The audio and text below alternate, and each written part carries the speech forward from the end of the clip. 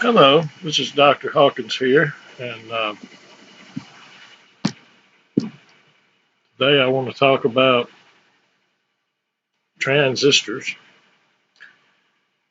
The short version is, what is a transistor? The short version is it is a flow control valve for electrical current. Now, what is a flow control valve? You use flow control valves every day. You have one in your sink. You have one in your bathtub. There's probably one attached to the outside of your house. A flow control valve for water is a water faucet. Now, what can you do with it? Well, you can turn the water all the way off so there's zero flow, or you can open the faucet wide open so it's letting everything pass through without controlling it, or you can set it somewhere in between where it controls the amount of current flow. And that's exactly what a transistor does with electrical current. You can shut it off so there's no flow. You can turn it wide open where it does not control the flow, it just lets everything pass through. Or you can set it somewhere in the middle where it controls the amount of current flow. There are two main types. There's lots of different types of transistors, first of all, but there's two main types. The one I want to talk about today is called the bipolar junction transistor,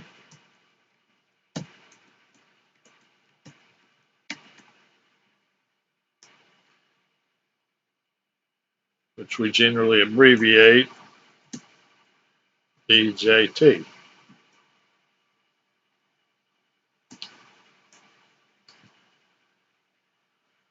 It has a schematic symbol that looks something like this. I'll get my drawing tool back out.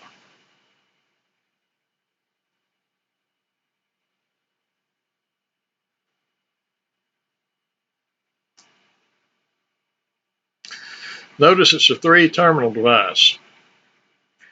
This terminal is called the base.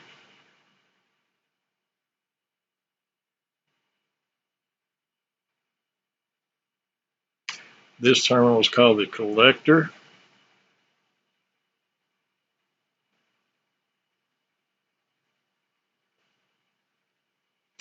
And the one with the arrow is called the emitter.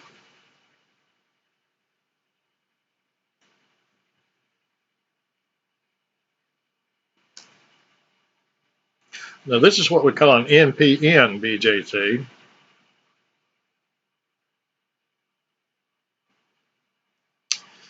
We can also have a PNP. Now, these are my N regions and my P regions, just like a diode, right? So this is sort of like two diodes put together. It is not the same as just taking two diodes. You can't go out and buy two diodes and put them together and make a transistor. It just does not work.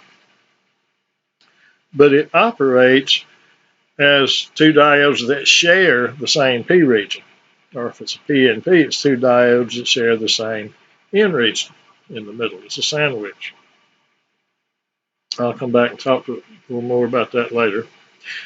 Let's go ahead and look at what the PNP transistor would look like, schematic symbol wise.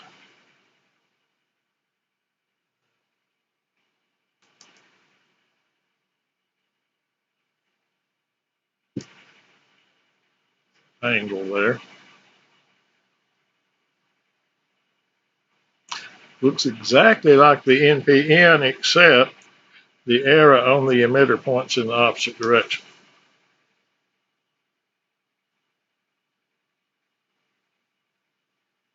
And it also has collector, base, and emitter. Before I go to the next slide, we have different currents here. This would be my collector current.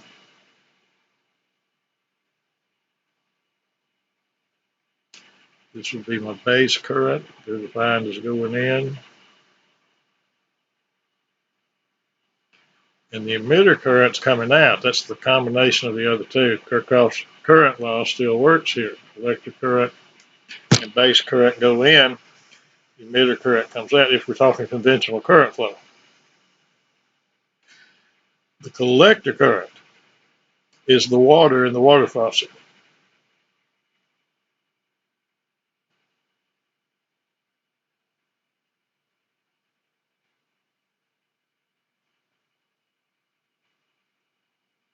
The base current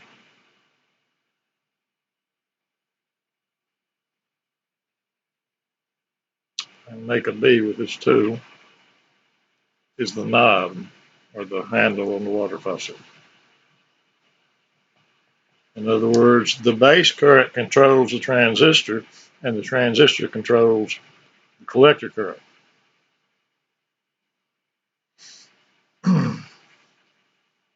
More about that later. The only difference here between the NPN and the PNP is that with the PNP, everything is backwards. All the polarities are reversed. My emitter current goes in, if we're talking conventional current, base current comes out, collector current comes out, and all the voltages are reversed. We'll talk about voltages in just a minute. Before we do, I want to introduce a different family of transistors.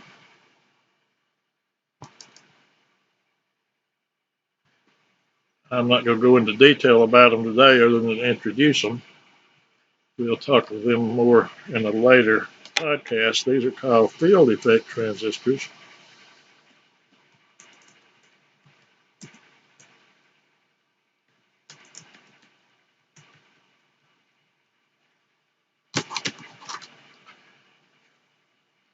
Sorry, I have to do this way with this tool. It won't let me draw the box out long to start with. I have to type first and then drag it out. Anyway, field effect transistors, also known as FETs.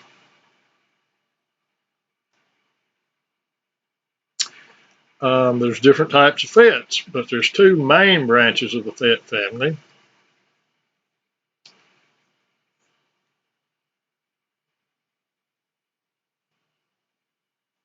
Well, typing tool out again. Junction FETs.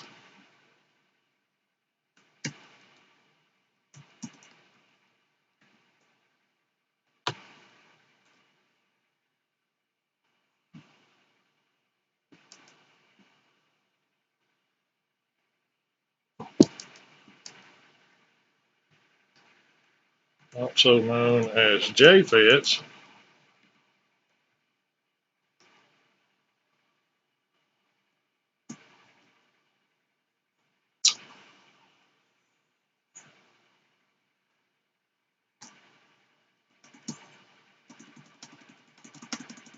The other one, I'm going to write the acronym first. MOSFET, MOSFETs. Where the MOS, M-O-S,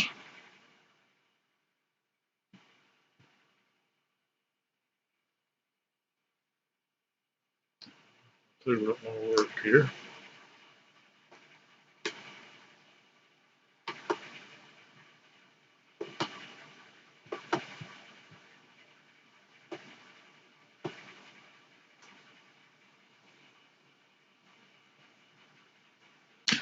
It's not one of the tools not wanting to work right now, so let me just write it out. It's metal oxide semiconductor.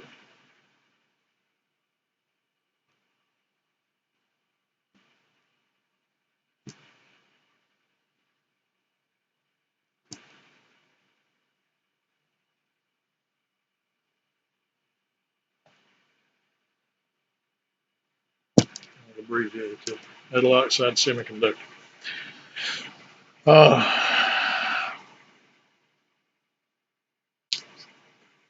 UC, can't spell today. UCTOR. I ran out of room, so I just leave it at that. I'll explain in detail what that means in a later presentation. That's just the name. Now, each one of these, we had NPN and PNP with the BJTs. Each one of these also has an N and a P type, but they have channels, we call them. Again, we'll explain the details later. So a JFET, if I have a symbol that looks like this,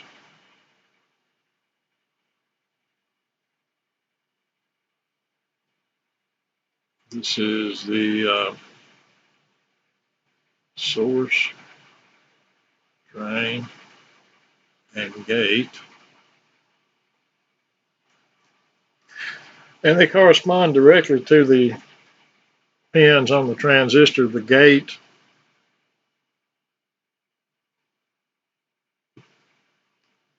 corresponds to the base of the bipolar. So here the gate is the control knob. The main difference is with a bipolar you have a base current that controls the transistor. In FETs, the gate current is practically zero. It's the gate voltage that controls the FET. Drain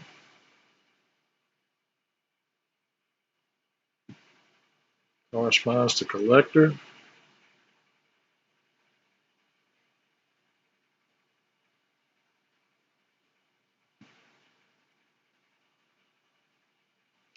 And source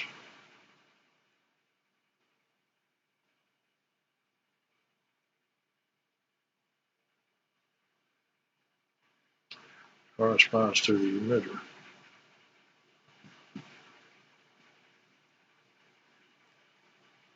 Now this is an N channel JFET.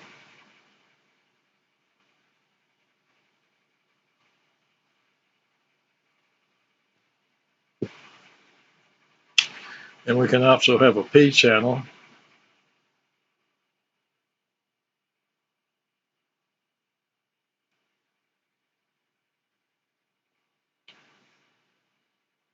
It looks the same, except again the arrows point in the other direction and all the polarities are backwards from the N channel.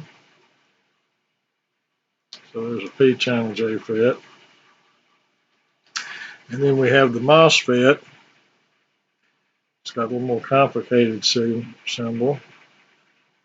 It actually has 4 pins. It's got the gate, drain, and source.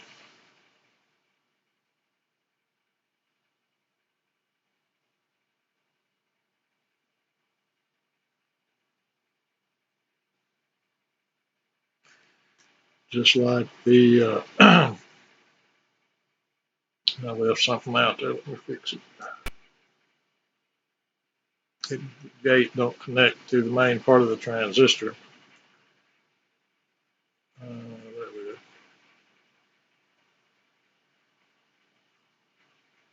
Does something like that. Gate, drain, and source. It has a 4th pin called the substrate.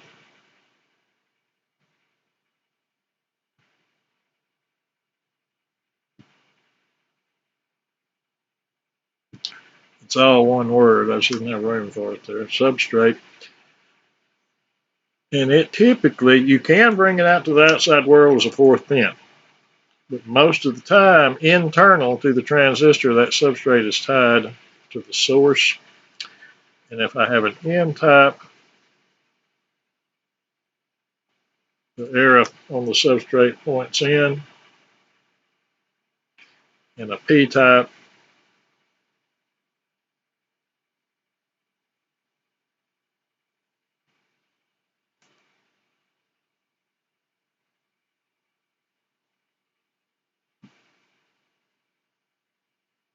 looks just the same, except the arrow points out. So that's a P channel, N channel, and P channel. MOSFETs are used in power amplifiers for the most part. They can handle a lot more power than a bipolar transistor or a JFET, so we use them a lot to build power amplifiers. And that really is going to be our goal here with transistors in general. You can do different things. You can use a transistor just as a switch, and that is done fairly often. Remember, you can turn the faucet all the way off so there's zero flow, or you can open it wide open where it doesn't control anything. It just lets everything pass through. So that's like an off-on switch. So we can use any of those transistors in that fashion as an electronic switch. We put 0 voltage, 0 current into the gate or base, and the switch is off. We put significant voltage and or current into the gate or base, and the switch is on. We control that base current or gate voltage, and we're controlling the amount of drain current or collector current flowing through the transistor. Now we can use that to amplify signals. We set up the transistor with DC, we bias it. I'll talk more about that shortly. But we're going to put a DC bias on the transistor to kind of set it up, and then we're going to feed a small AC voltage. And let's go back to BJTs now, so that's what I want to focus on today. Mostly we're going to work with the NPN. Everything we do for the NPN, PNP is exactly the same, only all the voltages and currents are backwards. So we're going to put some DC bias. We're going to add some resistors and some DC supplies to that. Specifically, I'm going to add a DC here. We're going to name that VCC. I'll explain why in a minute. It's going to go through a resistor, RC, and the collector. The C stands for collector in all those places. For now, we're just going to tie the emitter to ground. We're going to do more of it later. And the base, we're going to connect through a resistor to another supply. We'll call it RB. And its voltage supply is called, guess what? VDB.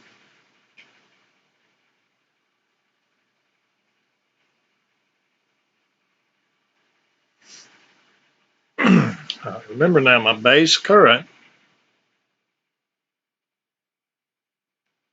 is the knob on the water faucet, and the collector current is the water.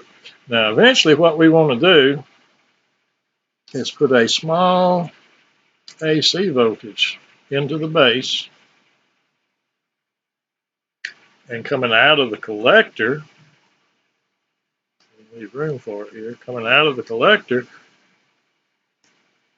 with a big copy of that AC voltage.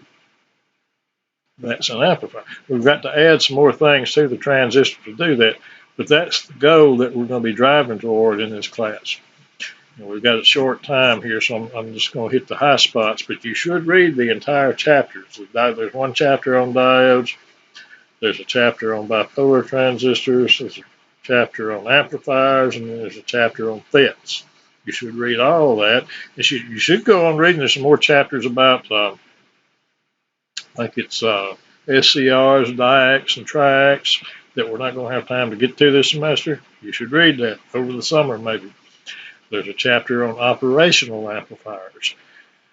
We're not going to have time for that either. I'm going to try to do a brief introduction on those two topics and just tell you what those things are. Some very basic stuff, but those are things that are not covered. We're not going to have time to cover in this class, but you should look at those. But anyway, we're going to hit the high spots on the transistors. And the main thing I want to focus on is doing what we call a common emitter amplifier. We're driving toward that point right now. Then we're going to talk about FETs for a little while, and then that'll end the semester. We've only got like a week left. So we'll do what we can do in a short amount of time.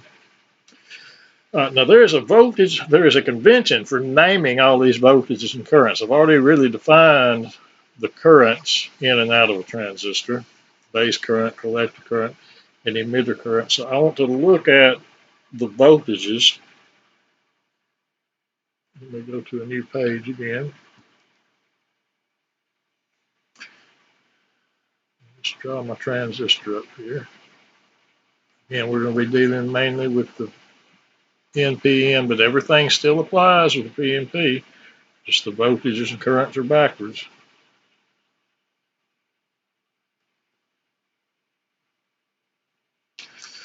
First of all, anytime I write a voltage with a single subscript,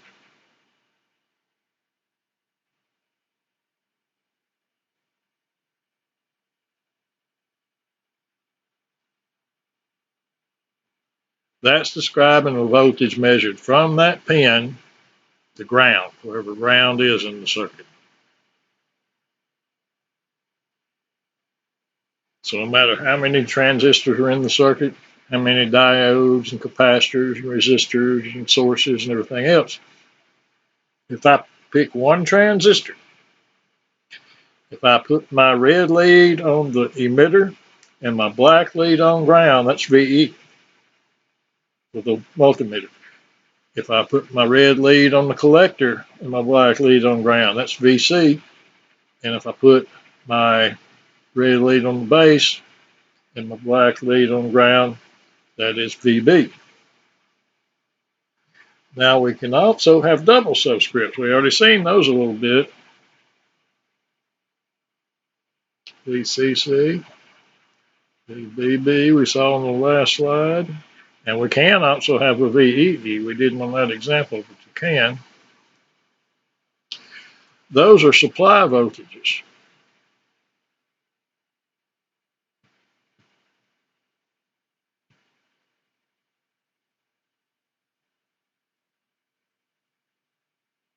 Connected to those pins. So VCC would be any supply voltage, even if it goes through a resistor to get there, it's ultimately connected to the collector. VB is a supply voltage ultimately connected to the emitter. I don't really have room to do what I want to do the way I drew that transistor here, so let me go one more slide for the next one. We had pin to ground voltages. Those were the single subscripts. Now, if I have two subscripts that's not repeated, in other words, VCC is repeated the same letter. But here I want to talk about different letters. This is collector again, base, and emitter. Just like we had pin to ground voltages, we can also have pin to pin.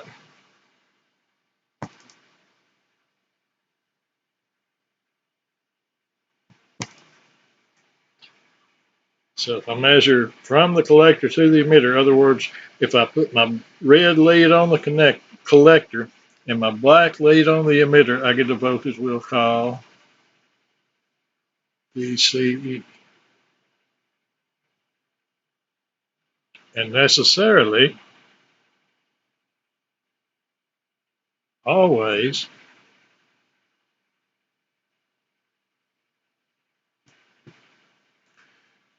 that's the difference between the two pin to ground voltages.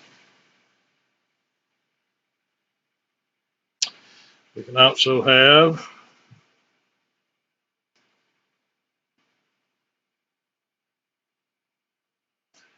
now before I get to VCB, this you can reverse those. I could have VEC. It would just be the negative of this. It would be VE minus VC equals negative VCE. So we normally don't do that. You could if you wanted to. But the way I'm defining them here is the way we normally talk about them. With these two, the collector comes first.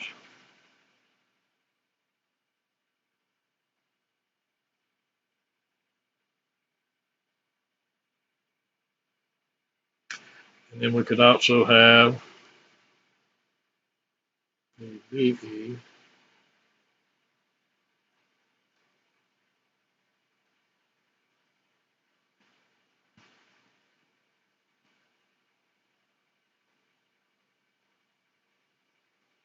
So those are three voltages. Again, you could reverse any one of them. VEB would be VE minus VB, and that would be the negative of VBE. But it's really just redundant, something else to keep up with that we don't have any need for.